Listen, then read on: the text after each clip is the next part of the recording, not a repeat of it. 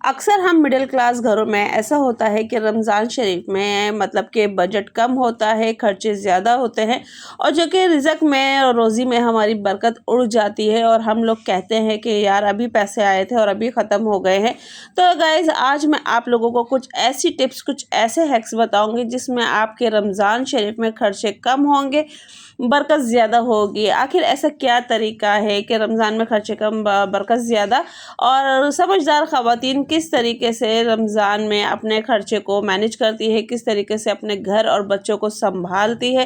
तो ये सारी स्टोरी आज मुझसे जानी है। तो गाइज़ आज मैं आप लोगों को बताऊंगी इस Ramzan smart saving tips and hack, ठीक है।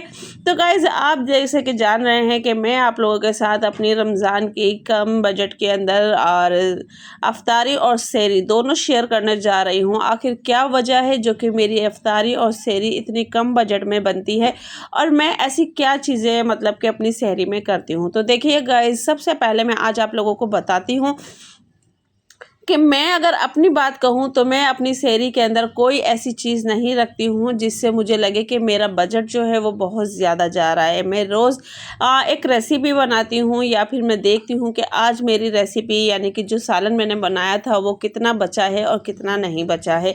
तो मैं उस हिसाब से अपनी सेहरी को मैनेज करती हूँ। मैं अपनी सेहरी के अंदर कोई एक्स्ट्रा चीज़ें नहीं लेकर आती हूँ जैसे कि खजला हुआ, फैनी हुआ, क्योंकि वो मेरे बजट से बहुत ज़्यादा है। तो लिहाजा मैं वो काम नहीं करती हूँ। तो लिहाजा मैं आटा रोज़ गूंथती हूँ। मेरे घर में बाज़ार की सेहरी बिल्कुल भी नहीं आती है। हाँ, कोई भी अल्लाह ना करे कोई इमरजेंसी हुई या कुछ हुई तो तब जाके, या फिर मैं घर में नहीं हुई तो तब जाके ऐसा कुछ होता है। नहीं तो मेरे घर में बाज़ार की सेहरी बिल्कुल भी नहीं आती है कि पराठे ले लिए, ये ले लिए, वो ले लिए, तो ऐसी चीज़ बिल्कुल भी नहीं आती है। तो लिहाजा मैं घर में ही पराठे बना लेती हूँ। और क्योंकि बाहर का अगर हम लेने जाए तो एक पराठा भी हमें 50 रुपए का पड़ता है। तो लिहाजा उस चीज़ को देखते हुए, और वो बहुत छोटा भी होता है, तो लिहाजा उस चीज़ को देखते हुए मैं अपने घर में ही पराठे बनाती हूँ और इसको भी वो अपने बच्चों के साथ शेयर कर लेती हूँ। तो लिहाजा ये हुआ। उसके बाद मैं बाज़ार का कभी भी कोई सालन या कुछ चीज़ नहीं मंगाती। वो इसलिए नहीं मंगाती क्योंकि मुझे लगता है कि बाज़ार के सालन में वो बरकत नहीं होती है जो कि हम घर में अपने यानी कि कर लेते हैं। तो या फिर मैं ऐसा करती हूँ, या तो मेरा सालन जो रात का बचा हुआ होता है तो मैं उसको यानी कि रात में हम लोग सेहरी में खा लेते हैं। नहीं तो फिर अगर बच्चों को नहीं हो रहा होता है या फिर कम लगता है तो हम लोग अंडे बना लेते हैं। तो या फिर हम सालन से और पराठे खा लेते हैं, ऊपर से चाय पी लेते हैं, या फिर हम अंडे बना लेते हैं तो अंडे से पराठे खा लेते हैं या फिर चाय पी लेते हैं। तो गाइस ये थी कुछ छोटी छोटी सी टिप्स है। उसके बाद मैं आप लोगों को एक और रीज़न बताती हूँ कि मेरा बजट क्यों कम होता है रमज़ान में। दूसरा सेकंड बजट ये है कि टिप्स ये है कि मैं जब हम रोज़ाना खाना बनाते हैं तो हमारे फ्रिज में थोड़ी थोड़ी चीज़ें जो होती हैं वो बच जाती है। तो लिहाजा जिसकी वजह से हमारा वो खाना जो होता है वो वेस्ट हो जाता है, ज़ाया जाता है। तो गाइज़ मैं वो खाना बिल्कुल भी ज़ाया नहीं होने देती हूँ। वो उसका रीज़न ये है कि जो थोड़ी थोड़ी चीज़ें होती है, फिर मैं इस तरह करती हूँ कि एक दिन के अंदर में वो सारी जो चीज़ें होती हैं छोटी थोड़ी थोड़ी जल्दी, तो वो मैं ना गरम कर लेती हूँ और फिर वही हम सेहरी में खा लेते हैं। ताकि उसकी वजह से भी ये होता है कि हमारा रिज़्क जो है वो ज़ाया नहीं जाता है, हमारा रिज़्क बर्बाद नहीं होता है। तो गाइज़ ये छोटी छोटी सी जो चीज़ें हैं ना, ये हमारे रिज़्क में और रोज़ी में बरकत भी लाती है। जबकि हम अगर इस तरीके से ज़ाया कर देते हैं खाना, अगर हाँ हम किसी को दे देते हैं तो समझो उसकी हेल्प हो जाती है और हमारा खाना जो है वो नेक लग जाता है, यानी ज़ाया नहीं जाता है क्योंकि वो किसी ज़रूरतमंद के काम आता है। और हाँ, अगर हम ऐसे ही ज़ाया कर देते हैं, डस्टबिन में फेंक देते हैं या इधर उधर कर देते हैं, तो वो समझो हमारा खाना जो है वो बिल्कुल ज़ाया गया है और बेबरकती हो गया है। उसके बाद अब हमारी चॉइस है कि हम चाहे चाय के साथ पराठा खा लें, हमारी चॉइस है कि हम चाय के साथ ब्रेड खा लें।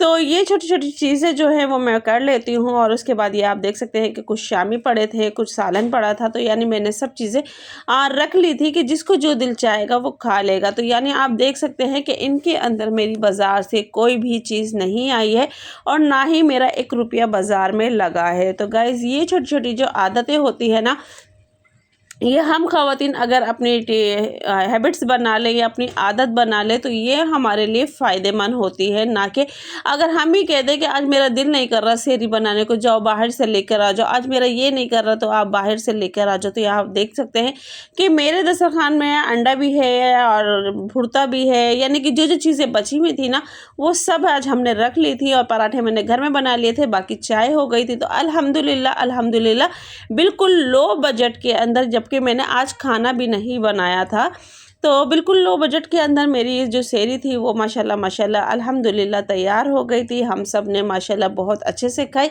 और अल्लाह का शुक्र अदा किया। तो मेरी प्यारी बहनों, आप लोग भी यही क्या करें, जब आपके दस्तरखान पे 1 से 2, 2 से 3, 3 से 4 चीज़ें होती हैं, बेशक वो बची हुई होती हैं, तो उसमें अल्लाह का शुक्र अदा किया करो, क्योंकि उससे आपका दस्तरखान भर जाता है, उसके वजह से आपके दस्तरखान में बरकत हो जाती है। अब आप ये देखें कि इसमें मेरा खर्चा बिल्कुल भी नहीं हुआ और मेरे दस्तरखान में बरकत कितनी ज़्यादा हुई है। तो ये छोटी छोटी सी आदतें हैं जो कि हमें मतलब हमारे बजट में फ़ायदा देती है, हमारी सेविंग में फ़ायदा देती है और जिससे हमारे काफ़ी पैसे बच जाते हैं। अगर मिसाल के तौर पे आप लगा लें कि आज मैं बिल्कुल न्यू हंडिया बनाती है, न्यू रेसिपी बनाती, तो ये सारी चीज़ें जो थी मेरी वो बिल्कुल ज़ाया हो जाती। और उसके बाद मैं आप लोगों को बताती हूँ कि रफ्तारी सहरी के बाद मैं जितने भी बर्तन होते हैं वो हाथों हाथ धो के रख देती हूँ, किचन को साफ़ करके रख देती हूँ, ताकि फिर मुझे बाद में कोई प्रॉब्लम ना हो, कोई परेशानी ना हो।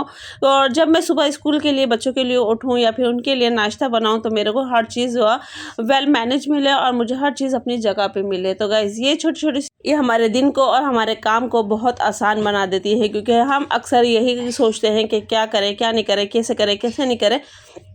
तो गाइज़ ये चीज़ें हमारे लिए बहुत मायने रखती हैं, बहुत अहमियत रखती हैं और हमारे लिए बहुत फ़ायदेमंद होती हैं।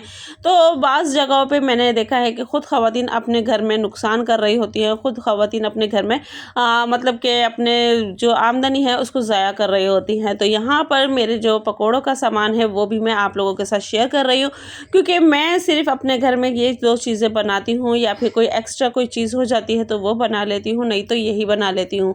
हाँ, पर ये है कि मैं अपने बच्चों को खुश करने के लिए पकोड़े इसलिए बनाती हूँ क्योंकि उनको लगे कि हाँ रमज़ान है और रोज़े रख रहे हैं।